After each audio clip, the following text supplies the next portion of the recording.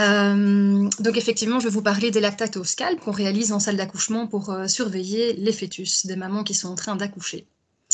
Alors tout simplement, pourquoi on surveille les fœtus pendant le travail? Le but principal, c'est de dépister l'asphyxie fœtale, qui est une complication grave de l'accouchement et qui va concerner 0,5% des naissances à terme.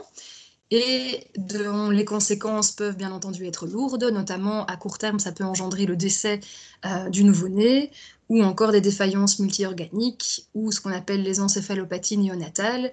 Et à long terme, ça peut aller à certains troubles neurosensoriels assez légers ou plus importants, certains troubles cognitifs, d'épilepsie, ou alors la forme la plus grave, ce qu'on appelle la paralysie cérébrale. Et donc ça, ce sont les fameux enfants IMC, infirmes moteurs cérébraux.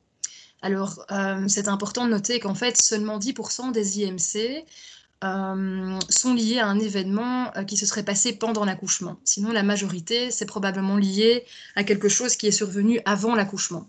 Et donc, pour décréter qu'un enfant a eu ce problème pendant l'accouchement, il y a différents critères, notamment à l'anamnèse obstétricale, il y a dû survenir quelque chose qui fait que ça a altéré le rythme cardiaque fœtal pendant l'accouchement. Il faut bien entendu qu'il existe des marqueurs biologiques d'acidose métabolique, c'est-à-dire qu'on va mesurer au niveau de l'artère ombilicale du cordon à la naissance les gaz sanguins et qu'on va avoir un pH inférieur à 7 et des bases excès supérieures à 12. Et puis on a un enfant malade donc, qui présente une encéphalopathie néonatale. Avant d'aller plus loin, je suis sûre que tous les biologistes connaissent encore mieux que nous les gynécos, mais bien faire la différence entre l'acidose respiratoire et métabolique, parce que c'est l'acidose métabolique qui va poser des problèmes. Donc l'acidose métabolique qui est secondaire au fait que le fœtus va devoir entrer en métabolisme cellulaire anaérobie en cas d'hypoxie. Et c'est cette acidose-là qui va engendrer des lésions viscérales irréversibles avec la production d'acide lactique. Et donc, à contrario de l'acidose respiratoire qui, quant à elle, peut survenir à cause de l'accumulation de CO2, mais qui va apparaître rapidement et surtout disparaître très rapidement à la naissance, généralement quand le bébé va respirer de par lui-même. Et l'acidose respiratoire, elle, ne donne jamais de séquelles neurologiques.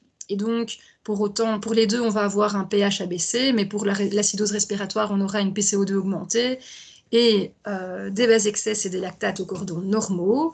Mais par contre, pour l'acidose métabolique, on aura une PCO2 a priori normale et des bases excès et des lactates au cordon augmentés.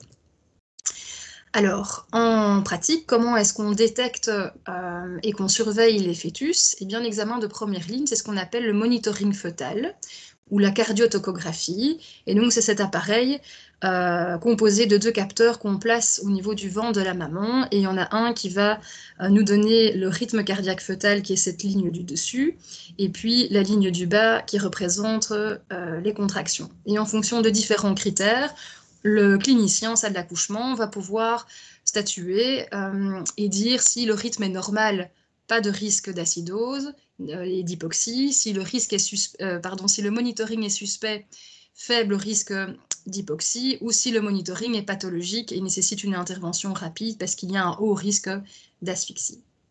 La cardiotocographie, elle a été introduite dans les années 60 dans le but du coup d'améliorer le devenir néonatal, mais elle comporte quand même un certain nombre de limitations. Déjà, il existe une variabilité assez importante inter- et intra-observateur. Si vous donnez deux monitoring de tracés à 2 experts, ils ne vont pas forcément avoir la même interprétation.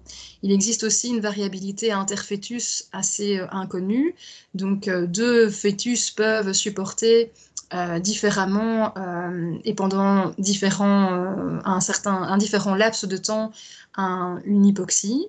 Et ça, on n'a pas moyen de savoir vraiment quel bébé va pouvoir retenir un peu plus. Et aussi, il n'y a pas de consensus, c'est-à-dire qu'il existe différentes classifications qui sont utilisées dans différents pays, même si la FIGO, la Fédération internationale de gynécologie obstétrique, a statué pour une classification. Il en existe quand même différentes qui sont utilisées parfois dans certains pays et qui présentent des petites différences, mais des différences quand même. Et donc, le monitoring, il présente une haute sensibilité. Si le monitoring est bon, on est sûr que le bébé va bien, mais malheureusement une mauvaise spécificité. Donc quand ce rythme commence à s'altérer, ça ne veut pas forcément dire que le bébé ne va pas bien. Il s'agit donc d'un bon moyen de dépistage, mais depuis qu'on l'a introduit, on n'a pas réussi à prouver qu'il y a une diminution des paralysies cérébrales à terme. Ça reste aussi un événement quand même super rare, donc c'est pas facile à prouver. Mais par contre, on a clairement une augmentation des césariennes pendant le travail. Et donc, ce qui est évident dans la littérature, c'est qu'il est important d'utiliser un moyen de seconde ligne pour continuer à bien détecter les asphyxies, mais minimiser les interventions inutiles comme les instrumentations ou les césariennes. Et à ce jour, il existe 2 grands moyens utilisés actuellement un petit peu partout dans le monde. Il s'agit de la machine Stan et des prélèvements au scalp de pH ou de lactate. Petit mot sur le Stan. Donc, c'est un moniteur de surveillance fœtale un petit peu classique, mais qui intègre aussi un système d'aide à la décision qui s'appuie sur l'analyse de l'ECG du fœtus, qui est obtenu grâce à une électrode qu'on pose sur le scalp du bébé. Le Stan, qui porte son nom pour ST Analysis, il analyse donc le segment ST des différentes ondes électriques de l'ECG fœtal. Et chez le fœtus, donc, si on observe un sous-décalage de ce segment, eh bien, ça indique le passage en métabolisme anaérobie et donc un risque d'acidose métabolique. À ce jour, pourtant, c'est une machine qui a été longtemps utilisée, en tout cas chez nous à Saint-Pierre et un petit peu partout en Belgique. C'était le moyen de seconde ligne le plus utilisé, mais malheureusement à ce jour on n'a pas encore pu prouver que ça diminuait nos taux de césarienne. Et donc face aux méta-analyses qui étaient sorties il y a quelques années, certaines équipes se sont posé la question de savoir si on ne pouvait pas revenir au prélèvement au scalp, et on s'est dirigé doucement vers le lactate. Donc en effet, les prélèvements en scalp, ça a commencé par le dosage du pH au scalp, qui a été introduit par monsieur Saling ici présent dans les années 60. Et ce monsieur a pu à l'époque prouver que la sensibilité du pH au scalp pour détecter un pH artériel au cordon bas, inférieur à 7,5, était bon, de 93%, et que le taux de faux positifs était assez faible. Cependant, ces prélèvements présentent aussi quelques limitations. La première, c'est notamment que, contrairement à ce qu'on peut avoir maintenant comme pour les lactates, c'est qu'il n'existe pas de machine au chevet du patient. Et donc, il faut analyser le sang qui est récolté au scalp du bébé dans la machine de gazométrie, qui ne se trouve pas spécialement toujours en salle d'accouchement non plus. Et cette machine doit être paramétrée régulièrement, vous le savez mieux que moi, par l'équipe des biologistes. Ces prélèvements, ils nécessitent aussi une quantité de sang assez importante pour pouvoir réaliser le test. C'est donc une technique qui peut prendre aussi un petit peu plus de temps. Et donc, l'un dans l'autre, cette technique présente un taux d'échec relativement important. Aussi pour d'autres détails, comme si, par exemple, il y a une présence de bulles d'air dans le tube capillaire, ça, on ne peut pas faire le prélèvement. Si le sang a coagulé le temps qu'on arrive à la machine, c'est foutu aussi. Si la machine est en cours de calibrage au moment de l'analyse, c'est foutu aussi. Et comme je l'ai déjà dit un petit peu plus haut, parfois on n'a juste pas suffisamment de sang pour l'analyser. Et donc on a été content de voir arriver il y a quelques années ici en Belgique, mais c'est quelque chose qui existait déjà ailleurs dans de nombreux pays comme en Norvège, aux Pays-Bas, en Australie. On était content de voir arriver les fameux prélèvements de lactate au scalp. Alors le gros avantage, c'est que cette technique peut être réalisée grâce à ces petites machines POC, donc on peut tenir dans la main, qui sont avec nous dans la chambre de la patiente et qui nous permettent de réaliser et d'interpréter nous-mêmes les cliniciens rapidement ce résultat et donc de prendre une décision assez rapide. Ça nécessite beaucoup moins de sang, les prélèvements sont donc généralement plus rapides, ce sont des machines moins onéreuses et donc le taux d'échec est significativement diminué, vu qu'ici on parle d'un taux d'échec de plus ou moins 1 à 2-3%. Et par ailleurs, le lactate est a priori un meilleur marqueur de l'acidose métabolique que le pH, qui peut être perturbé aussi en cas d'acidose respiratoire, mais celle-là qui ne nous inquiète pas. Alors, les différentes équipes ont statué sur certaines recommandations en fonction de certaines valeurs. Et donc, les valeurs qui ont été choisies pour éventuellement agir, ce sont les valeurs de 4,2 et 4,8. C'est-à-dire qu'en dessous de 4,2 de lactate au scalp, on est rassuré. C'est un taux normal. Entre 4,2 et 4,8, c'est une mesure intermédiaire qui nécessite qu'on recontrôle le prélèvement dans les 20-30 minutes. Et si le lactate au scalp est supérieur à 4,8, ça signifie que probablement le pH est inférieur à 7,20 et donc c'est anormal, il faut essayer de pouvoir agir. Et ces valeurs ont été choisies donc sur base parce qu'il s'agit des meilleures valeurs prédictives pour les scores d'Apgar à la naissance, le taux de pH et de base excès au cordon et pour l'absence d'encéphalopathie néonatale. Le problème de ces valeurs seuil, c'est qu'elles ont été étudiées sur une machine qui n'est plus actuellement disponible sur le marché et qui était le Lactate Pro. Et actuellement, la machine la plus recommandée et qui est disponible et que nous avons à Saint-Pierre, c'est la machine StatStrip. Cependant, il semble qu'en fait, chaque dispositif possède ses propres valeurs spécifiques. Et donc, actuellement, dans la littérature, on a quand même l'impression, sur les quelques études qui sont sorties, notamment ces deux-ci, que ces valeurs sont un petit peu plus élevées.